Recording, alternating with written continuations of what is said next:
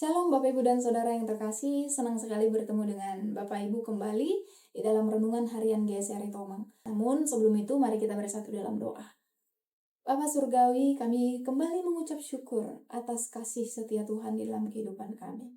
Kami tahu Tuhan, tanpa firman Tuhan, kami akan berjalan di dalam ketidakpastian.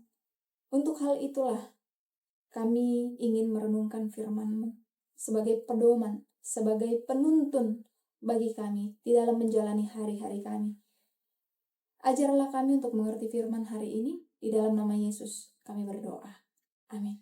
Bacaan Alkitab dari Habakuk 3 ayatnya yang ke-17 sampai 18. Demikianlah firman Tuhan. Sekalipun pohon ara tidak berbunga, pohon anggur tidak berbuah, hasil zaitun mengecewakan, sekalipun ladang-ladang tidak menghasilkan bahan makanan, kambing domba terhalau dari kurungan, dan tidak ada lembu sapi dalam kandang. Namun aku akan bersorak-sorak di dalam Tuhan, beria-ria dalam Allah yang menyelamatkan aku. Bapak, Ibu, dan Saudara, kita bayangkan seorang yang telah lama membangun bisnis. Ia membangun bisnis bertahun-tahun dengan doa, dengan kerja keras, dengan keringat yang menetes. Ia percaya bahwa karena ia setia, Tuhan akan selalu memberikan keberhasilan. Namun, tiba-tiba krisis terjadi. Investasi hilang, kesehatan menurun, dan rencana masa depan yang sudah disusun rapi hancur dalam semalam.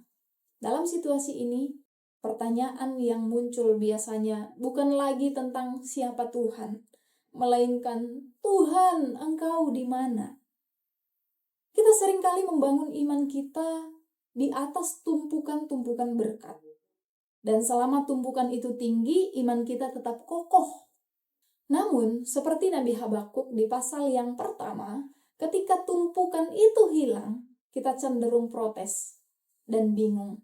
Jikalau kita baca di pasal yang pertama, Habakuk juga protes kepada Tuhan. Bapak, Ibu, dan Saudara, renungan hari ini mengajak kita untuk berpindah dari iman yang bersyarat kepada iman yang berpusat pada pribadi Tuhan, bukan pada apa yang Dia berikan. Nabi Habakuk menuliskan salah satu kalimat iman paling radikal di dalam sejarah, yaitu di ayatnya yang ke-17. Dikatakan sekalipun pohon ara tidak berbunga dan seterusnya. Dan di ayat yang ke-18 dia mengatakan, namun aku akan tetap bersukacita di dalam Tuhan. Bapak, Ibu, untuk memahami kedalaman ayat ini kita harus ingat bahwa Habakuk hidup di dalam masyarakat agraris. Jadi pohon ara, anggur, zaitun, gandum, dan juga ternak bukanlah sekedar bonus kekayaan. Itu adalah sumber kelangsungan hidup bagi dia.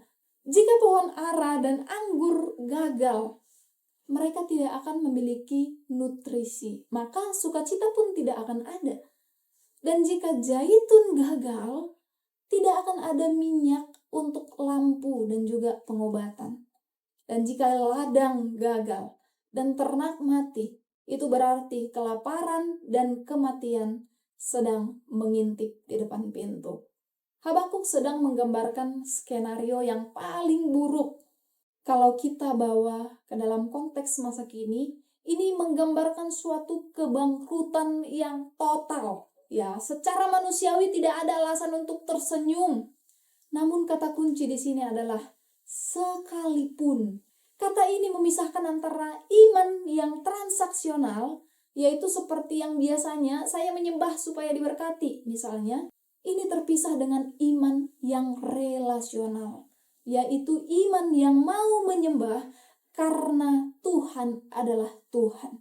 Habakuk menyembah karena ia mengenal Tuhannya. Habakuk menyadari bahwa meskipun berkatnya bisa hilang, namun Sang Pemberi berkat tetap ada di sana. Bapak, Ibu, dan Saudara, apa pohon ara atau lembu sapi di dalam hidup kita saat ini? Apakah pohon ara dan lembu sapi itu sedang layu, sedang tidak menghasilkan? Apakah itu karir yang mandek misalnya?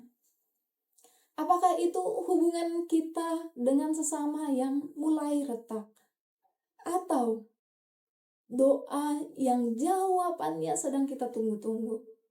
Mari kita belajar dari transisi yang dihadapi oleh Habakuk, di mana ia tidak mengawali dengan sukacita. Ia mengawali dengan keluhan di pasal 1. Namun, pada akhirnya, ia memilih untuk mengingat kesetiaan Tuhan di masa lalu agar ia punya kekuatan untuk percaya di masa depan yang tidak pasti. Jangan biarkan situasi yang berubah-ubah menentukan kualitas penyembahan kita kepada Tuhan yang tidak berubah. Lalu pertanyaannya adalah, bagaimana kita bisa melakukan semuanya itu? Kita bisa melihat di dalam Yesus Kristus. Di kayu salib, Yesus mengalami ayat yang ke-17 ini.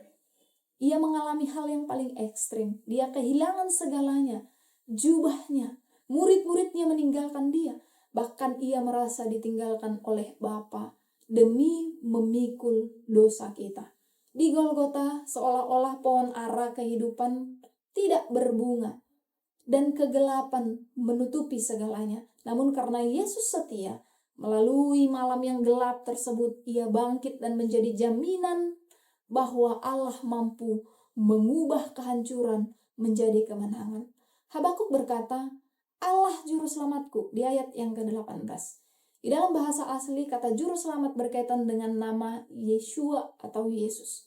Sukacita kita bukan karena lumbung kita penuh, tetapi karena kita memiliki Yesus, Sang Roti Hidup, yang tidak akan pernah habis meskipun dunia ini sedang mengalami kegagalan panen. Mari kita bersatu di dalam doa. Bapa di dalam surga, kami bersyukur Tuhan atas iman yang Tuhan tetapkan di dalam hati kami. Namun, walaupun iman itu sudah ada, ajarlah kami untuk senantiasa memupuk iman itu sedikit demi sedikit, sehingga kami sedikit demi sedikit bertumbuh di dalam Tuhan. Terima kasih Bapa, di dalam nama Yesus kami berdoa. Amin.